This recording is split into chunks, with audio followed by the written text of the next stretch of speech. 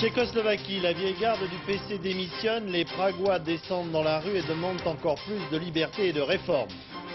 Liban, jour de deuil, le président Moawad enterré, le nouveau chef de l'État, M. Raoui, forme un gouvernement d'union nationale, mais il est déjà traité de valet de la Syrie par le chef du camp chrétien, le général Aoun.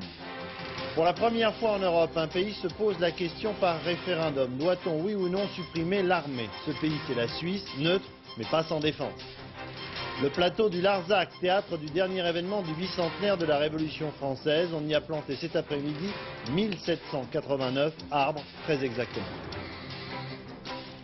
Madame, Monsieur, bonsoir. Décidément, les jours se suivent et se ressemblent. L'actualité continue de se lever et de se coucher à l'Est. En Tchécoslovaquie, la vieille garde du PC a laissé la place aux plus jeunes. C'est un homme de 48 ans, l'adolescence pour un homme politique de l'Est, M. Urbanek, qui a pris le pouvoir et annoncé qu'il était pour un gouvernement de coalition avec d'autres partis que le PC. Mais comme en Allemagne de l'Est, les espérances de liberté sont telles qu'il est déjà devancé par la population descendue dans la rue cet après-midi, encore plus nombreuse que les jours précédents. De Prague, nos envoyés spéciaux, Aubry Edler, Alain Saint. 500 000 personnes, le double dit-on ici. C'est en tout cas une foule impressionnante qui, à sa manière, en prenant la rue, a répondu ce soir au Parti communiste. Dès le début de l'après-midi, ils sont des milliers venus de tout le pays à converger vers la place Letna, lieu traditionnel des défilés militaires. On a l'impression que la ville entière n'est plus qu'une interminable manifestation que rien ne pourra arrêter. Difficile d'accéder à la tribune officielle, envahie elle aussi par une foule qui veut vivre au plus près de ses leaders cette journée historique. Toute l'opposition est là, l'écrivain Václav Havel, apparemment épuisé, mais aussi Alexandre Dubček, de plus en plus présent aux côtés des manifestants. La démission du Politburo ne suffit plus, dit-il. C'est tout le parti qui doit s'éloigner du pouvoir. Clameur immense de la foule réclamant son retour au gouvernement. Émotion intense pour nous tous quand des milliers de gorges reprennent les chansons du passé, celles qui, il y a 20 ans déjà, parlaient d'espoir et de liberté. Tout semble devoir aller très vite maintenant. Face à un peuple et à une opposition plus résolue que jamais, le régime sait bien qu'il lui faudra céder davantage s'il veut résister au cataclysme politique qui apporte aujourd'hui en Tchécoslovaquie une nouvelle saison de liberté. Loin de là et beaucoup moins porteur d'espérance, le Liban, partagé aujourd'hui entre le deuil et l'appréhension du vide politique. Ce samedi avaient lieu les obsèques de l'éphémère président Moawad, disparu dans un attentat jeudi dernier. Denise Boer. C'est dans la petite église de son village natal de Zghorta, dans le nord Liban, que se sont déroulées les obsèques du président Moawad et de ses 6 gardes du corps, tués lors de l'attentat de mercredi à Beyrouth-Ouest. Des milliers de personnes sont venues lui rendre un dernier hommage, celles qui, depuis le 5 novembre, vivaient dans la joie de l'élection de l'enfant du pays, porté à la présidence de la République libanaise. Pour des raisons de sécurité, ni le nouveau président élu hier, Elias Khraoui, ni le Premier ministre Selim Hoss n'étaient présents à Zghorta. Pendant près de 24 heures, au tocsin qui sonnait se mêlaient les cris, les pleurs des femmes, des mères, des veuves. Toute la nuit, elles ont veillé leur président martyr. Après l'office funèbre, le président Moawad a été inhumé dans un caveau de l'église Notre-Dame, salué par une salve de 21 coups de canon. Ce soir, le Liban est en deuil, un président est mort, un autre président vient d'être élu. Effectivement, quant à l'avenir politique du Liban, il n'est guère lumineux. Hier soir, les députés libanais ont élu donc un nouveau président, M. Raoui, un chrétien, comme le veut la Constitution, qui n'a pas nié l'importance du rôle de la Syrie au Liban. Ce qui a eu pour effet immédiat une réaction du chef du camp chrétien, le général Aoun, qui l'a traité de marionnette aux mains de Damas. Un nouveau gouvernement a tout de même été formé, présidé par le même Premier ministre, le musulman Selim Hoss, un cocktail de toutes les tendances politiques et religieuses du pays. Mais quel sera son pouvoir effectif? Europe de l'Est, Proche-Orient, autant de sujets de discussion qui seront débattus la semaine prochaine au large de Malte entre messieurs Bush et Gorbatchev, respectivement installés sur 2 navires de guerre. Voici maintenant sur ces images le bateau soviétique sortant du détroit du Bosphore. Il servira de salle de réunion entre les 2 grands. À noter qu'au lendemain de ce sommet, qui aura lieu à Malte, se tiendra une réunion du traité de l'Atlantique Nord, l'OTAN, à Bruxelles. Et il y a toutes les chances que le président de la République française, M. Mitterrand, fasse lui-même ce voyage en Belgique. Au Salvador, la polémique se poursuit à propos du meurtre de 6 pères jésuites. Qui les a tués au cours des combats de la semaine dernière? Un témoin, une jeune femme, affirme avoir vu des soldats revêtus de l'uniforme de l'armée salvadorienne. Elle a été évacuée vers les États-Unis à bord d'un Transal français venu avec le secrétaire d'État Bernard Kouchner transportant l'aide humanitaire de Paris. Valérie Fournier. La femme qui a tout vu, la voilà. Le seul témoin du massacre, et elle craint pour sa vie. Ce qui explique que les hommes qui l'entourent la serrent de près. Leur rôle, faire un écran de leur corps, empêcher qu'un tireur puisse ajuster. Ce sont les parachutistes des escadrons d'intervention de la gendarmerie nationale, armés de fusils à pompe. La voiture blindée appartient à l'ambassadeur de France, le Transal à l'armée française. Madame Barrera Serna est aujourd'hui à Miami, sous la protection du FBI, mission française accomplie. Elle doit maintenant se souvenir, avec exactitude, depuis l'instant où, d'une petite fenêtre, elle a vu les tueurs qui portaient des uniformes semblables à ceux de l'armée salvadorienne. Ces hommes qui ont tué à bout portant les 6 pères jésuites et leurs 2 employés le 16 novembre dernier. Selon elle, les hommes ont agi calmement, avec sang-froid. Une attitude qui correspond à celle des sinistres escadrons de la mort, liés aux forces armées et à l'extrême droite. Le gouvernement salvadorien de M. Cristiani s'est engagé à mener une enquête exhaustive, comme les gouvernements précédents l'avaient fait en pareilles circonstances, sans jamais parvenir à condamner les coupables. La violence encore. Un réseau terroriste islamique d'obédience iranienne s'apprêtait à installer ses bases en Espagne pour commettre des attentats à travers l'Europe. C'est ce qu'affirme la police espagnole qui a arrêté hier soir plusieurs personnes et découvert dans le port de Valence une cargaison de boîtes de confiture qui en fait renfermait du plastique destiné à confectionner des bombes. Isabelle Staes. Des confitures remplies d'explosifs. La police espagnole les a saisies jeudi sur le port de Valence, 25 000 au total, en provenance du Liban. Depuis 3 jours, les enquêteurs ouvrent ces boîtes. Ils ont déjà extrait 120 kg d'explosifs, mais la cargaison pourrait en contenir plusieurs tonnes. Il s'agirait de Semtex, un plastique surtout fabriqué en Tchécoslovaquie. Difficilement repérable, le Semtex est notamment utilisé dans les attentats contre les avions. Les policiers espagnols ont également arrêté 8 hommes d'origine arabe. 3 d'entre eux seraient liés au groupe intégriste pro-iranien du Hezbollah. Ils ont été interpellés alors qu'ils allaient prendre livraison des explosifs. Selon le ministère de l'Intérieur espagnol, ces terroristes présumés préparaient l'installation d'une base du Hezbollah à Valence destinée à organiser des attentats en Europe. Une compagnie d'import-export devait servir de couverture. La cargaison d'explosifs lui était d'ailleurs adressée. La France semblait bien être l'une des premières cibles de ces terroristes. Dans l'actuel contexte de détente en Europe du moins, un pays va se poser demain, pour la première fois je pense, la question: doit-on ou non supprimer l'armée? C'est la Suisse qui procède à ce référendum d'initiative populaire. La Confédération helvétique qui, tout en étant neutre depuis longtemps déjà, possède une armée de citoyens dotés des armements les plus modernes. Disons tout de suite que le non à la suppression de l'armée a toutes les chances de l'emporter, mais la question reste posée. Jacques Violet. La Confédération helvétique n'a pas fait la guerre depuis près de 2 siècles, mais son armée est en manœuvre. À ski, à cheval, en char d'assaut, en avion et même à bicyclette. L'armée suisse est en effet la seule au monde à entraîner ses pelotons cyclistes qui, sans bruit, peuvent parcourir jusqu'à 200 km par jour. Ces militaires suisses sont boulangers, banquiers, agriculteurs ou commandants de bord. Une armée unique au monde, ce sont des citoyens soldats ou des soldats citoyens. Tous les hommes jusqu'à 50 ans font 118 jours d'école, de formation, plus des périodes de 20 jours. Avec ce système armée-milice, 650 000 civils peuvent être mobilisés en moins d'une journée. La Suisse, pays neutre, ne compte que sur ses propres forces pour sa protection. Les montagnes sont truffées de pièces d'artillerie. Il y en aurait 12 000 camouflées dans les rochers. Il y a aussi des hangars pour chasseurs à réaction. Le béton des routes et des autoroutes est renforcé par endroits pour servir de piste d'envol au F-5 et au Mirage.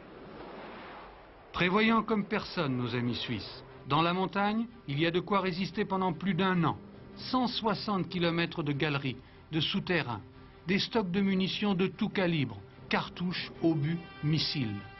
Des stocks de vivres, 650 000 tonnes de nourriture, 1 tonne par soldat. Il y a aussi des hôpitaux. 150 000 lits sous terre. D'autres hôpitaux sous les hôpitaux civils. Un effort financier considérable. Le budget de la défense, près de 5 milliards de francs suisses. Le double du budget de l'enseignement et de la recherche. Mais il n'y a pas en Suisse que des soldats citoyens. Il y a aussi quelques antimilitaristes. Alors, on vote demain pour les compter. La Suisse va-t-elle se passer de son armée qui impressionne bon nombre d'états-majors dans le monde? Personne n'y croit vraiment. Mais à la veille du scrutin, les sondages indiquent quand même que ce référendum d'initiative populaire pourrait passer la barre des 25%.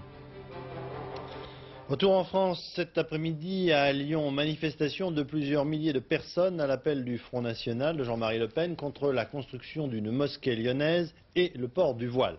Le maire de Lyon, Michel Noir, il faut le rappeler, a signé le permis de construire de cette mosquée qui devrait être terminée en 1992. Nathalie Delay.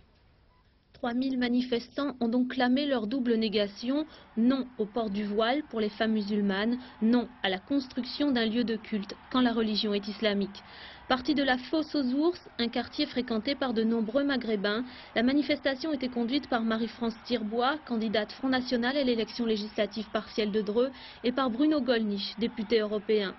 Le cortège, après quelques échauffourées et 4 interpellations, s'est arrêté pour écouter Jean-Marie Le Pen. Le leader d'extrême droite a violemment critiqué Michel Noir, qui a autorisé l'édification d'une mosquée à Lyon. Financée notamment par les pays musulmans, la mosquée devrait ouvrir ses portes en 92. Sans doute la dernière manifestation du bicentenaire de la Révolution française sur le plateau du Larzac aujourd'hui, au lieu de la guerre, souvenez-vous, entre pacifistes, écologistes et militaires dans les années 1970-75. Aujourd'hui, la paix est revenue là-bas et on a planté 1789 arbres très exactement. Reportage de Marc Maisonneuve et Didier Dard. 1789 enfants pour un chiffre, 1989. 1789 enfants pour un monument vivant, les arbres célèbrent le bicentenaire. École publique, école privée, chaque classe de Millau est représentée. Depuis la rentrée scolaire, les instituteurs ont préparé tous les enfants à ce qu'ils vont vivre ce matin. Planter un arbre sur le plateau du Larzac. Du point de vue historique, on a travaillé sur la Révolution. Et ensuite, on a travaillé sur l'arbre. Mais bon, pas l'arbre simplement en tant que végétal, mais aussi l'arbre dans la poésie, dans la littérature. Bon, le rôle de l'arbre, bien sûr, du point de vue écologique. Violette Delmouli est venue avec les 25 élèves de sa classe de CM2. Parmi eux, Anaïs. Anaïs a 10 ans. Elle n'a jamais vu autant de monde sur le plateau du Larzac. Son arbre lui appartient comme aux 1788 autres enfants. Chacun a son pin noir d'Autriche, adapté aux conditions climatiques au sol du plateau. Celui d'Anaïs porte le numéro 1447, il est intégré au chiffre 9 sculpté. Pourquoi vous allez planter un arbre? Pour le symbole de fêter le symbole de la liberté. Puis... Et je disais, venir n'est pas facile. Et je crois, et ça porte témoignage de la force des idées, que si je suis venu... Lorsque l'on a entre 6 et 11 ans, le discours d'un ministre, même si l'on est directement concerné, vous échappe parfois un peu. Mais ces enfants savent que dans 2 ans, leurs arbres mesureront 1 mètre. De la nationale, on verra alors le chiffre qu'ils ont planté, 1989, comme si le bicentenaire sortait de terre 200 ans plus tard. Attention maintenant, sujet exceptionnel, je crois qu'on peut employer ce terme. L'alliance des spécialistes du passé et de ceux de l'avenir pour une formidable aventure.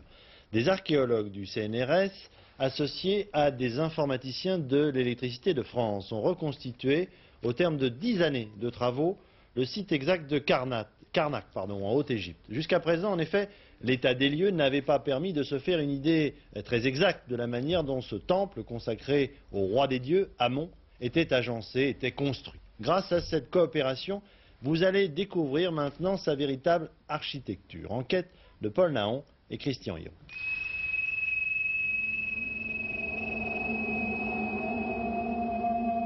Il est trop grand et trop puissant, la mort frapperait quiconque viendrait à prononcer son nom, car il est l'un, celui qui demeure unique. c'est en ces termes que les pharaons qui ont régné à Karnak évoquaient, il y a 2000 ans, le nom de leur dieu, Amon. Depuis une centaine d'années, les archéologues ont tenté de percer le mystère des ruines de Karnak, où ont vécu une centaine de pharaons, 20 siècles avant Jésus-Christ.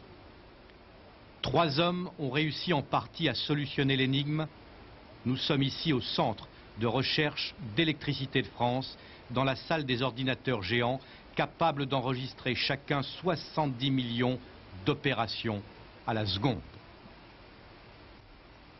L'un de ces hommes, Henri Bocon-Gibaud, un informaticien de génie qui a travaillé à la conception architecturale des centrales nucléaires. Le deuxième est un archéologue, Jean-Claude Golvin. Il a vécu 10 ans sur le site de Karnak. Le dernier, Marc Albouy, directeur adjoint des études et recherches à EDF. Tous les 3 ont retracé avec l'aide de l'ordinateur l'évolution de Karnak, un projet impossible sans l'alliance de la science, de la technologie et du mécénat. Depuis 4 à 5 ans, nous pratiquons et nous développons une forme de mécénat partenariat original que nous avons appelé le mécénat technologique. De quoi s'agit-il? Eh bien, au lieu de donner de l'argent, nous offrons gracieusement la compétence des chercheurs et les technologies de l'entreprise. Ce résultat technologique, le voici.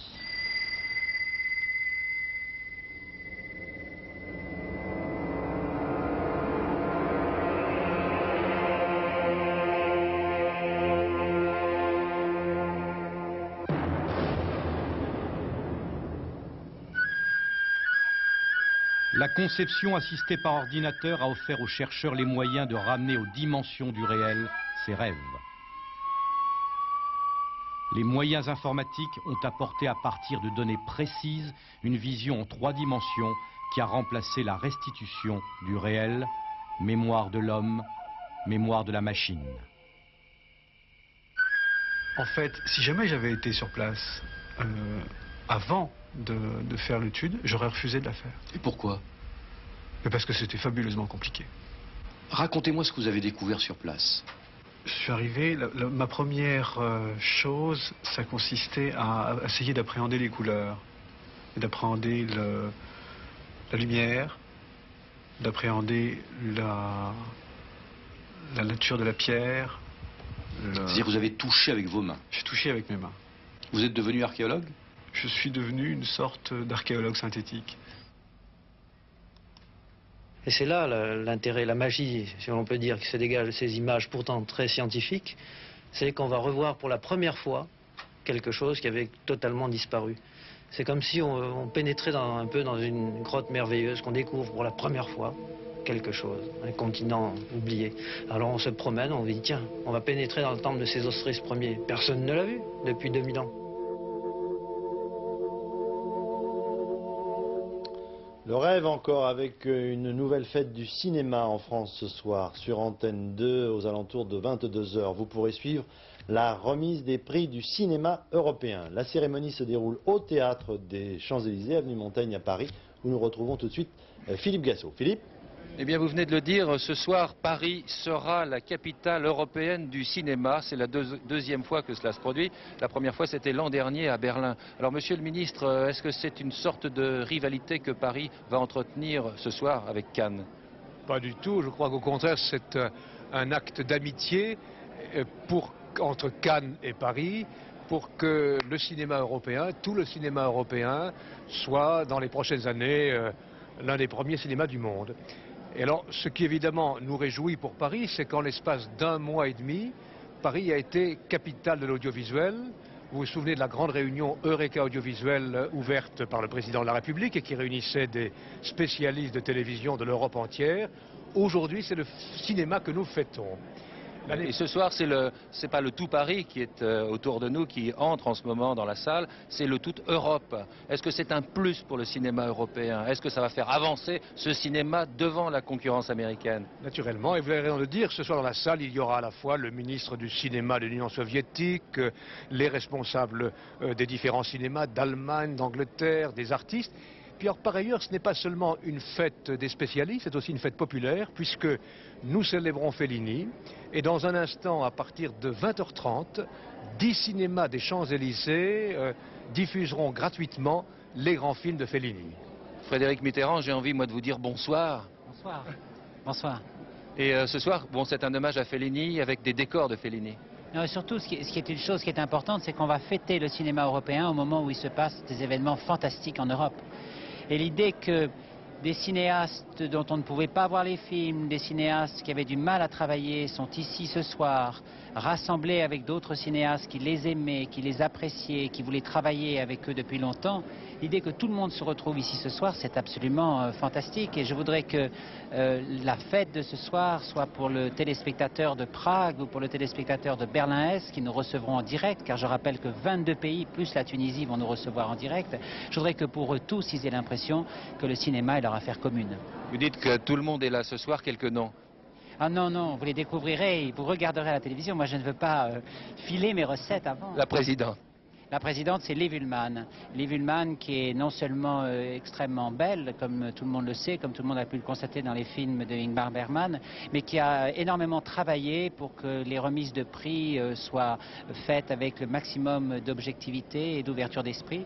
Et puis il y aura aussi beaucoup de séquences qui nous rappelleront que l'idée du cinéma européen est peut-être une idée neuve, mais qu'elle a eu déjà à plusieurs reprises des moments très forts. Il y aura, je crois, 2 ou 3 surprises, comme on n'en a pas encore vu dans une soirée consacrée au cinéma. Rendez-vous sur Antenne 2 aux alentours de 22h30. Je vous laisse partir car dans 3 minutes vous êtes sur scène. Et on peut dire, Monsieur le Ministre, que la prochaine capitale du cinéma européen se trouve en Écosse. À Glasgow. C'est à Glasgow l'année prochaine que nous célébrerons le cinéma européen. Mais on continuera en France et à Paris en particulier et ailleurs à faire que le cinéma européen soit bien vivant. Voilà Daniel Bilalian, Paris, capitale du cinéma pour un soir. La séance a commencé. Rendez-vous sur Antenne 2 à 22h30, aux alentours de 22h30. À tout à l'heure.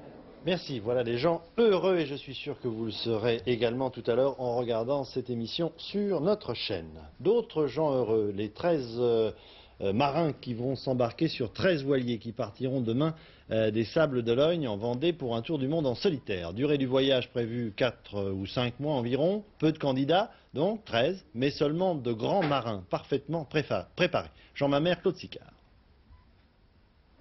Ils seront 13 à partir pour une aventure peu commune. 120 jours pour les meilleurs de mer, de solitude, de moments forts et de déprime.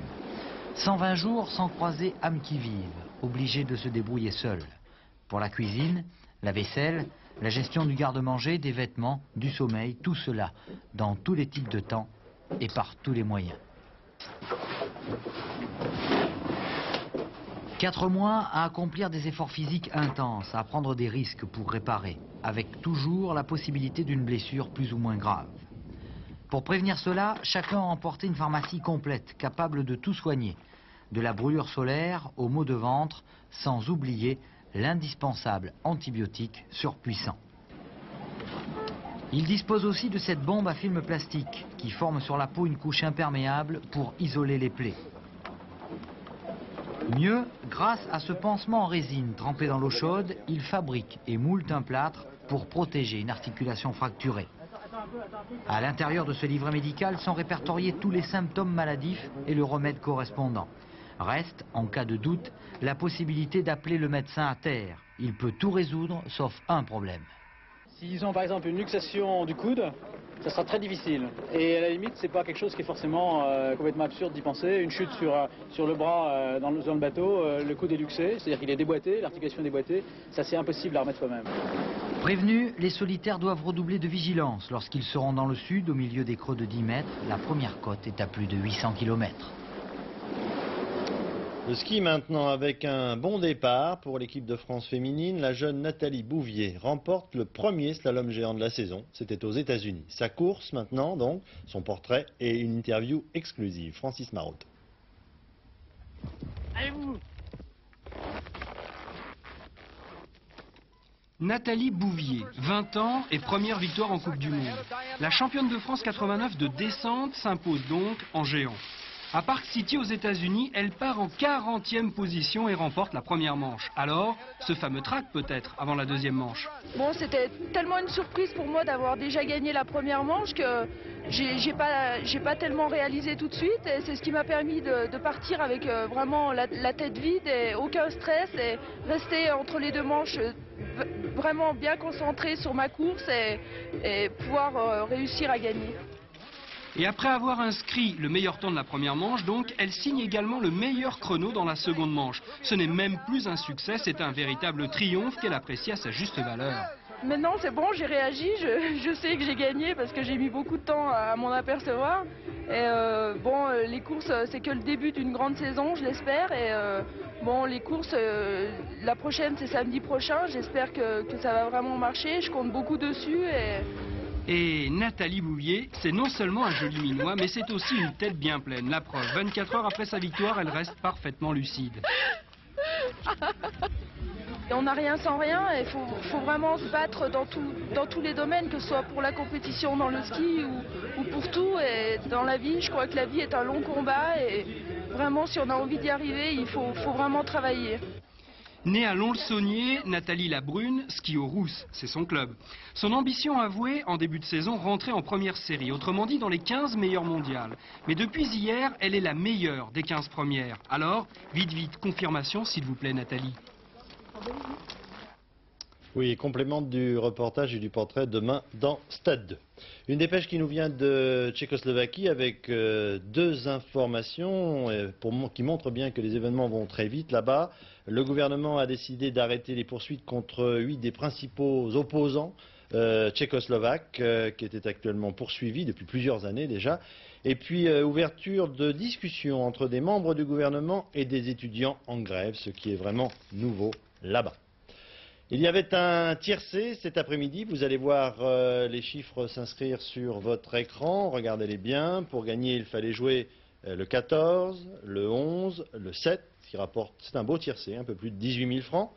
Et pour ce qui concerne le quartet plus, pour 6 francs, eh bien vous ajoutez au 14, au 11 et au 7, vous ajoutez le 19 et vous gagnez là une très belle somme également, 138 596 francs et 40 centimes. Voilà, ce journal est terminé. Tout de suite après les prévisions météo avec Laurent Cabrol. Aux alentours de minuit, vous retrouverez Philippe Gassot pour les toutes dernières informations. Auparavant, il y aura eu Champs-Élysées et puis cette nuit du cinéma européen que vous pourrez suivre aux alentours de 22h30. Je vous souhaite une excellente soirée sur notre chaîne et je vous donne rendez-vous à demain 13h. Bonsoir.